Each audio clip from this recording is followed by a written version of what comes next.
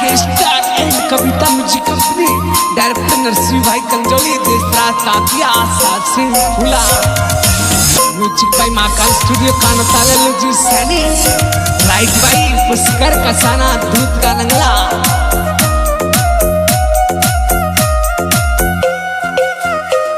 ओ मीठी मीठी बात में छेद करगी बन के वकील लब को केस लड़गी मेरा छोड़ गई साथ अब करती ना बात मर भी ना सकता खुद मौत तेरी पेरा जख्म देगी छोरी तू समंदर ते गहरा जख्म देगी छोरी तू समंदर ते गहरा।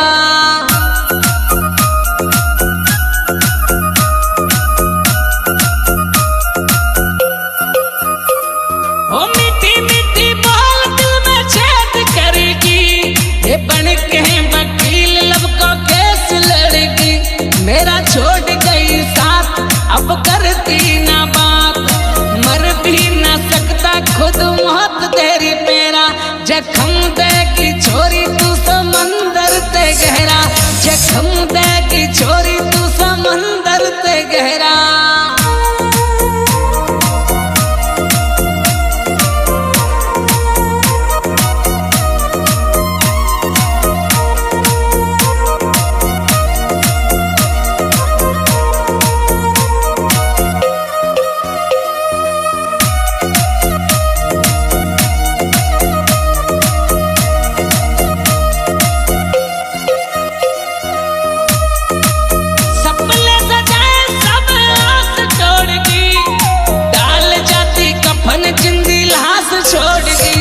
तेरी आई थी बारात मैंने पी ली शराब ये मंडप के नीचे दूल्हा बांध बैठा सेरा जख्म देगी छोरी तू समंदर ते गहरा जख्म देगी छोरी तू समंदर ते गहरा।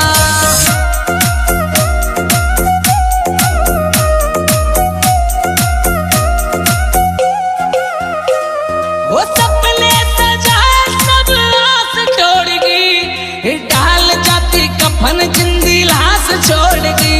तेरी आई थी बारात मैंने पी ली शराब वो मंडप के नीचे दूल्हा बांध बैठा सेरा जख्म देगी छोरी तू समंदर ते गहरा जख्म देगी छोरी तू समंदर ते गहरा।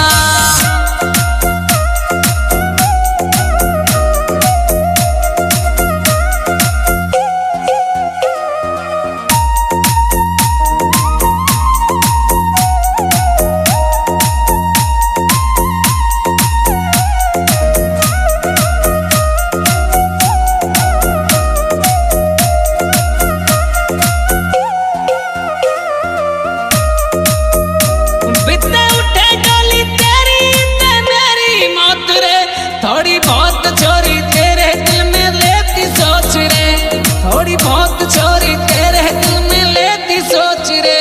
जाऊं दुनिया से दूर रहूं मस्ती में चूर पुष्कर कसाना तो के बात सही कहरा जख्म देगी छोरी तू समंदर ते गहरा जख्म देगी छोरी तू समंदर ते गहरा।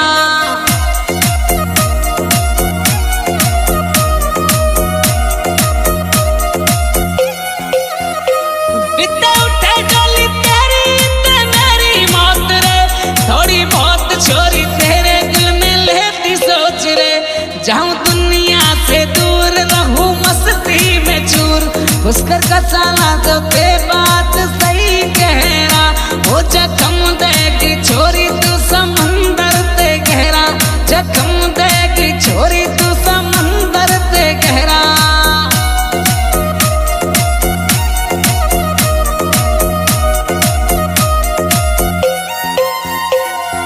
मीठी मीठी बात दिल में छेद करेगी बन के वकील लब को केस लड़गी मेरा छोड़ गई साथ अब करती ना बात